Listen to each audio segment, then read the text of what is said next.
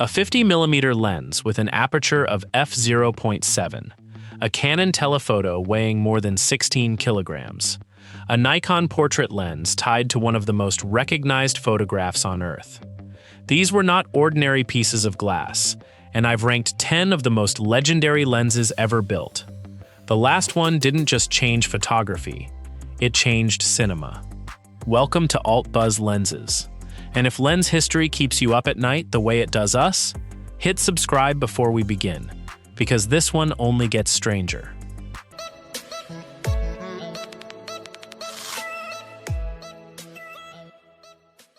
At number 10, we have the Sigma 18 to 35mm f1.8. For decades, photographers lived by an unspoken rule. Zooms were convenient but slow. Primes were fast, but limited you to one focal length at a time. You picked your compromise and you lived with it. In 2013, Sigma quietly broke that rule. This was the first zoom of its kind to hold a constant f1.8 across its entire range. And on a crop sensor, that gave photographers something close to a fast standard zoom nobody thought was physically reasonable to build at that price point. The response was immediate. Low-light shooters on Canon and Nikon crop bodies suddenly had one lens doing the job of 3 separate primes, without the constant swapping, without the missed moment while you changed glass. Wedding photographers working receptions under terrible venue lighting found a new default. Video shooters adapted it constantly onto other mounts entirely, chasing that same wide aperture across a focal range that actually made sense for interviews and documentary work. It was never meant to replace primes entirely, and it shouldn't be remembered that way. Its legend comes from resetting what photographers believed a zoom was even allowed to attempt. Sigma built this as part of its Art series, a line launched specifically to challenge the idea that third-party glass meant second-tier glass. This lens became one of the clearest proof points for that entire strategy. Sharp enough that reviewers stopped comparing it to other zooms and started comparing it to primes instead. That ambition came at a cost. The lens is large and front-heavy for a crop-only design. Its range is narrow. Its autofocus still carries the fingerprints of an earlier era, and it never crossed over to full-frame coverage. Those aren't flaws so much as the price of the achievement, and that trade-off is exactly why it earns its place at the bottom of this list. Legendary doesn't always mean flawless. Sometimes it just means first. At number 9, we have the Canon 70 to 200mm f2.8. Released in 2010 as part of Canon's professional lineup, it carried a constant f2.8 aperture, an upgraded stabilization system, fluorite, and ultra-low dispersion elements, borrowed from Canon's most serious super telephoto engineering, and construction built to survive years of daily professional punishment in rain, dust, and freezing sidelines. Rental data from that period placed it among the most booked lenses Canon ever produced. A detail that tells you almost everything about how this lens actually lived in the field. It earned that position by showing up everywhere. Weddings, where it handled the ceremony from the back of the room and the reception an hour later. Sidelines, where it tracked athletes moving at speeds that punished slower autofocus systems. Press pits, where 100 photographers all reached for functionally the same lens. Concert stages, portrait studios, corporate events.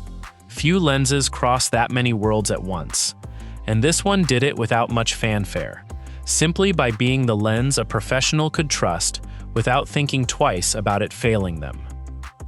Its reputation wasn't forged in one dramatic moment, and that's part of what makes it different from almost everything else on this list. It was built shoot after shoot, year after year, by thousands of photographers who never wrote a review about it because they were too busy working. The white telephoto has become visual shorthand for professional Canon gear on any sideline you look at, instantly recognizable even to people who've never picked up a camera, though it would be wrong to say this single lens created that identity alone. What makes it legendary is how completely it embedded itself into the daily rhythm of working photographers who simply needed something that would not let them down. At number 8, we have the Helios 44-2, 58mm f2. Not every legend is built on precision, and this one proves it. This Soviet-era lens, descended from the old biotar formula developed decades earlier in Germany, was produced across multiple factories in staggering numbers, and no two copies quite agree with each other. That inconsistency isn't a flaw in this story. It's the entire point. What made it a cult object decades later is its swirl. Wide open, the background doesn't simply blur into soft nothing the way a modern corrected lens would render it. It spins, curling around the subject in a way that feels almost hand-drawn, almost painted, like the image itself is rotating around whatever you focused on. It's the kind of optical imperfection that modern engineers spend entire careers eliminating, chasing flat, neutral rendering as the industry standard, which makes its revival almost ironic. Photographers now actively seek out the exact aberration lens designers have spent 70 years trying to correct. Mirrorless adapters made it cheap and effortless to try, turning obscure Soviet glass into a starter project for anyone curious about vintage rendering. Portrait photographers began using it deliberately for engagement shoots. Independent filmmakers adapted it onto cinema rigs to chase that same dreamlike, almost hallucinatory background motion in narrative work. But be honest about what you're buying when you chase this lens. No two Helios copies swirl identically. It depends on which factory produced your specific unit, the individual copy's tolerances, the distance to your subject and background, and your chosen aperture. A lens famous for its unpredictability should never be described as consistent, and this one certainly isn't. At number 7, we have the Canon 85mm f1.2. It followed an earlier design from years before and refined the autofocus system without abandoning the deliberate, almost meditative focusing behavior that came to define it. This was never a lens built for speed. Wedding and portrait photographers built entire visual signatures around it anyway, drawn to the enormous front element that seemed to swallow light whole, the impossibly thin plane of focus that could isolate a single eye while everything else dissolved into color, and the weight in hand that told you this wasn't meant to be a casual choice. They accepted real costs for that signature, a steep price that placed it firmly in aspirational territory. A focusing motor built for precision rather than speed, meaning it could genuinely struggle with fast-moving subjects or dim reception halls. A bulk that demanded intention every time you reached for it. In return, they got a rendering that helped define what a Canon portrait lens was supposed to feel like for an entire generation, laying the foundation newer designs would later build upon rather than replace in spirit. The lens developed something close to a mythology of its own within Canon shooting circles. Photographers would talk about that 85 look, the way musicians talk about a specific vintage amplifier. A shorthand understood instantly within the community. This isn't a claim that it beats its modern successors technically, because by most objective measures, it doesn't. Its place here is earned by what it established, not by what it still wins today. At number 6, we have the Nikon Noct-NIKKOR 58mm f1.2.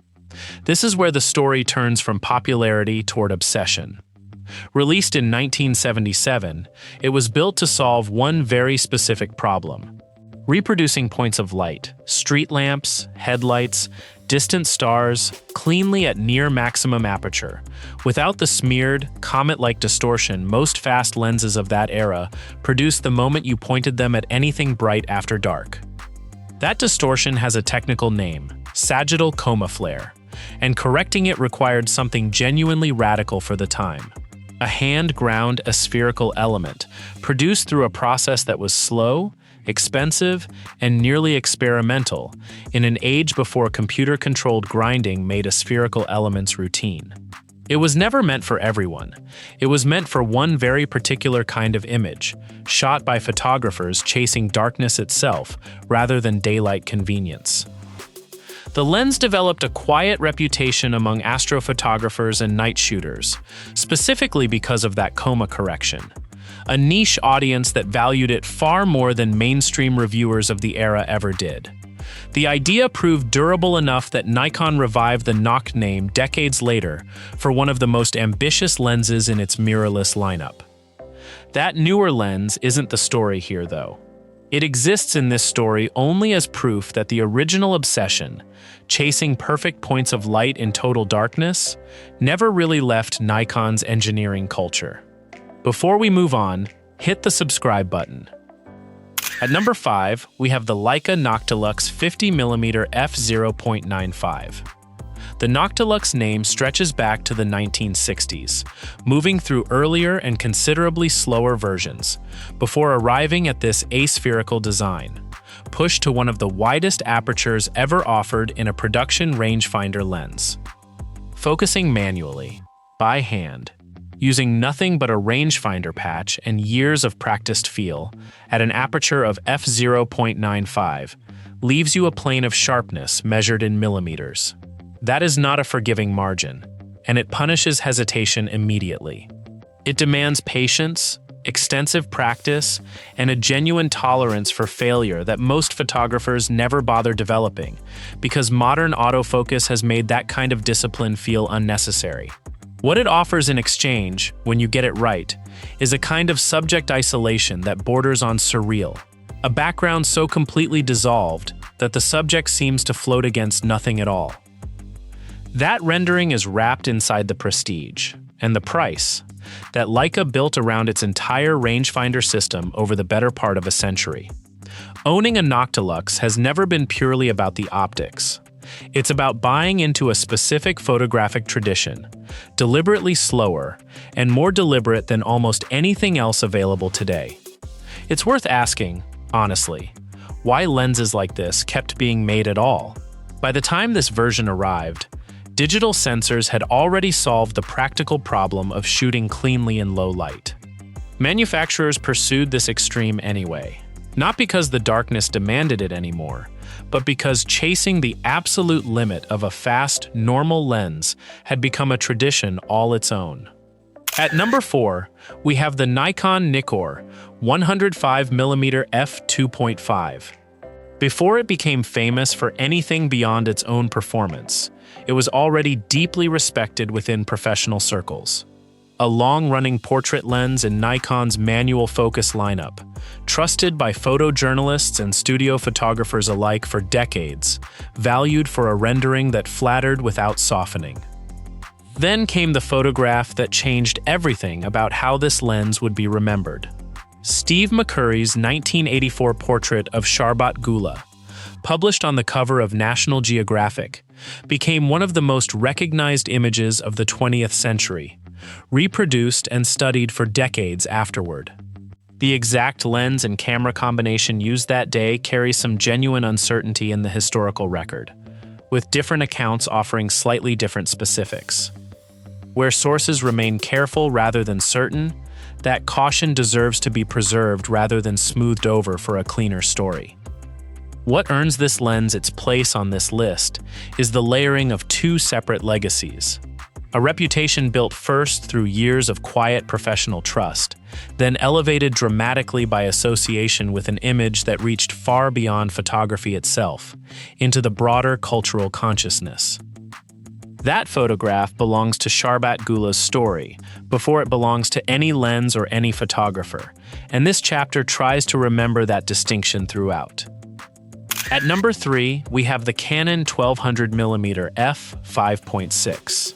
From here forward, the list stops feeling like professional equipment used in daily work, and starts feeling like engineering taken to its absolute physical extreme.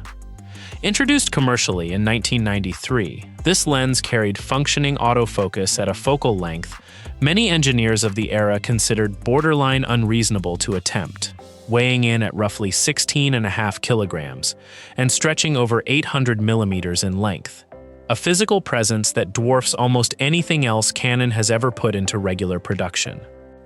This was never something an ordinary working photographer simply owned. It belonged to institutions, specialist wildlife documentation operations, and rare situations demanding reach no other production lens could offer at any price. Think distant birds of prey, surveillance work, or major sporting events where the action happened impossibly far from any accessible vantage point. Production numbers were tiny, likely numbering in the dozens, and finding two photographers who'd both personally used one was, and remains, genuinely rare. When examples have appeared at six-figure prices on the used market over the years, those numbers reflect a specific listing at a specific moment in time, an asking price or an auction estimate rather than a stable, verified sale figure you can extend confidently into today's market. Its legend isn't built on how often it was used, because the honest answer is barely at all. It's built on the fact that it exists at all, a specification that sounds implausible on paper until you're standing next to the actual object. At number 2, we have the Canon 50mm f/0.95, nicknamed the Dream Lens, almost from the moment it appeared. Introduced in 1961 for the Canon 7 rangefinder system, it required an entirely custom mount just to physically fit its rear element close enough to the film plane, a mount so specific it couldn't simply be adapted onto other rangefinder bodies of the time. At the time of its release, an aperture of f/0.95 on a mass-produced 50mm lens sounded almost impossible, the kind of specification photographers assumed belonged only in a laboratory. Manufacturers of that era were locked in genuine competition to build the fastest normal lens they could physically manage, driven by the very real limitations of the film stocks available to them, film that simply couldn't be pushed the way modern digital sensors can. Canon's answer demanded serious rangefinder engineering to make an aperture that wide actually usable, and the result earned a nickname that has outlived its technical model designation by more than 60 years. Most people who know this lens today know it as the Dream Lens first. The lens became something of a legend within camera collecting circles, specifically because of how far ahead of its contemporaries it felt at launch. A genuine engineering flex from Canon at a moment when the company was still establishing its reputation against more established German rivals. Modern shooters do adapt it to mirrorless bodies today, using specialized adapters, chasing that same dreamy rendering on digital sensors, and that second life is genuinely worth a mention. But it earns its place at number 2 for what it represented in 1961, not primarily for what it's become since. And if an aperture of f/0.95 already sounds like the absolute edge of what's reasonable for a lens, it isn't. There's one more step beyond it. At number 1, we have the ZEISS Planar 50mm f/0.7. Only a handful of these lenses were ever built. Historical accounts differ slightly on the exact count depending on the source, but it was never more than a small handful, likely under 10 complete units in total existence. Some of those units reportedly reached NASA for specialized imaging applications. It's worth being precise here, because this is exactly where popular legend tends to drift away from documented fact. ZEISS itself has publicly pushed back on the popular claim that this lens was used to photograph the far side of the moon. That specific story, repeated constantly across the internet for years, simply doesn't hold up under scrutiny. What's actually documented is narrower in scope, and honestly, it's remarkable enough on its own without any embellishment. Stanley Kubrick acquired several examples for one reason alone, and it had nothing to do with space. Filming interior scenes lit only by candlelight for his film Barry Lyndon. Conventional cinema lenses and the film stocks available throughout the 1970s simply could not register a candlelit room with anything close to a usable, watchable exposure.